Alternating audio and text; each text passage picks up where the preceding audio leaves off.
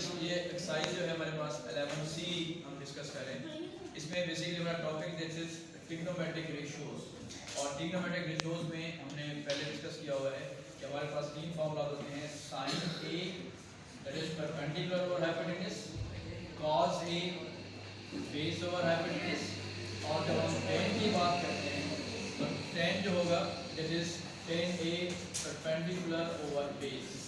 इसमें हम डिस्कस कर चुके हैं बार बार कि बुक्स में कहीं पे परपेंडिकुलर की जगह पे अपोजिट भी होता है और बेस की जगह पे एडजेसेंट भी होता है। तो जिसने जैसे याद किया हुआ है उसके मुताबिक इसको याद कर सकते हैं। और नेक्स्ट हमने एक फॉर्मूला याद किया हुआ है कि सम पीपल है curly brown hair through proper brush, उससे भी ये आपका फॉर्मूला बन सकता है। अब देखिएगा प्लीज, जो एक्सरसाइज 11A में है या बी में है वो डिफरेंट बात थी। आपको एंगल दिया होता था, अब उसकी वैल्यू निकाल। इस क्वेश्चन को समझिएगा। पहले क्वेश्चन नंबर 1 है कि use calculator find the angle. अब बेसिकली ये एंगल हमें पता नहीं है, उसकी वैल्यू ये दी हुई है। बात क्लियर हो गई?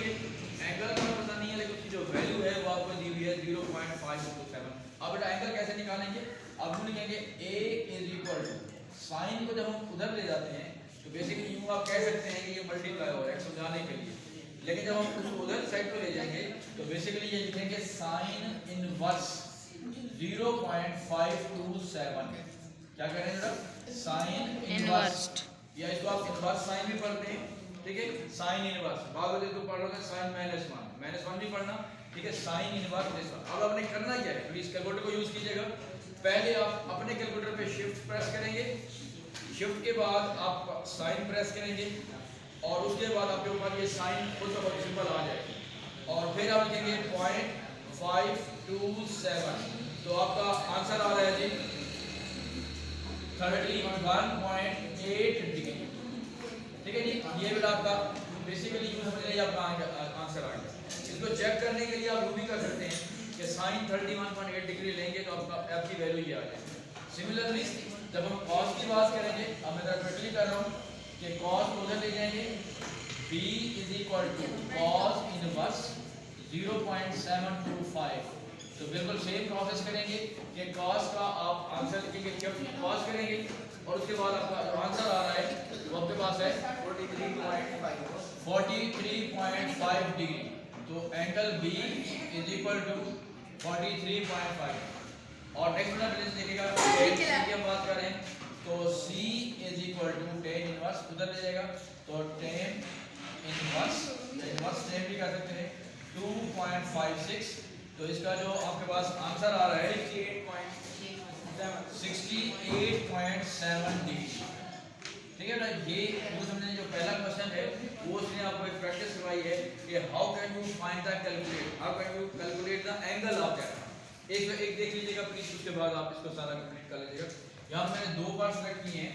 The question is you have to find the unknown value of that. अब अननोन का मतलब ये है कि देखिए पहले बार में उसने आपको ए का कांसेप्ट दिया हुआ है कि you have to find the value of a, और जो नेक्स्ट पार्ट आपके पास दिया हुआ है यहाँ पे एक हम बात डिस्कस करेंगे, ये डी आपके पास है। अब सबसे पहले इसको जो नाम है ट्रायंगल के वो आप ले लीजिएगा नाम। अब इसमें the side opposite to the 90 is hypotenuse, और जो side opposite any acute angle है इसको हम परपेंडिकुलर कहते हैं या बेस कहते हैं। तो आप फॉर्मूला देखिएगा, परपेंडिकुलर और हाइपोटेन्यूज आपका क्या लगेगा? साइन लगेगा। तो साइन, अब एंगल ए दिया हुआ है, जैसे हम यहाँ पे कर रहे थे उसने एंगल ए का नाम दिया हुआ था, यहाँ पे ए लिखा हुआ है। Angle A perpendicular over hypotenuse, perpendicular 12 है जी, हाइपोटेन्यूज यहाँ पे 26 है। तो ए इज इक्वल टू साइन को जब उधर ले जाएंगे साइन इनवर्स 12 ओवर 26।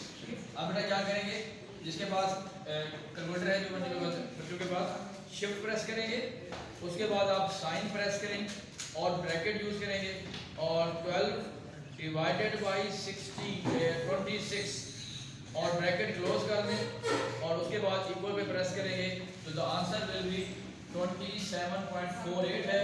तो यहाँ पे हम 5 डिग्री लिख रहे हैं, एक यूनिट प्लेस पे कर रहे हैं। बाद में क्वेश्चन में लिखा होता है कि give your answer in 2 significant figure 3 significant figures, उसमें भी आपके पास जो है वो उसके मुताबिक आपने काम करना है। नेक्स्ट आ जाएगा डी पार्ट पे। सबसे पहले बात वही कि नाम दे दें, this one is the hypotenuse और the side between two angles, greater two angle, this will be base. Base कहेंगे या इसको आप एडजेसेंट कहेंगे, तो फॉर्मूला बेस और हाइपोटेन्यूज का फॉर्मूला होता है बेटा cos का फॉर्मूला लगेगा। तो यहाँ पर हम लोग यूज कर रहे हैं cos d is equal to base over hypotenuse. Base है 17.6, हाइपोटेन्यूज है 20, तो d is equal to cos inverse 17.6 over 20. So same method you will adopt here. Just put the press shift press करेंगे या कुछ calculator ऐसा होता है जिसमें सेकंड फंक्शन लिखा होता है, वो एक ही बात होती है, ठीक है। तो शिफ्ट प्रेस करने के बाद आप फिर इस पे कॉस प्रेस करेंगे, तो उस पे कॉस इनवर्स का सिंबल बन जाएगा। Then you will use the bracket और 17.6 divided by 20, bracket will close और इक्वल पे प्रेस करेंगे। द आंसर इज 28.35 लिखा हुआ है, यहाँ पे मैं 4 यूनिट लिख रहा हूँ 4 डिग्री, तो ये मेरा आपके पास आंसर आ जाएगा। ओके जी।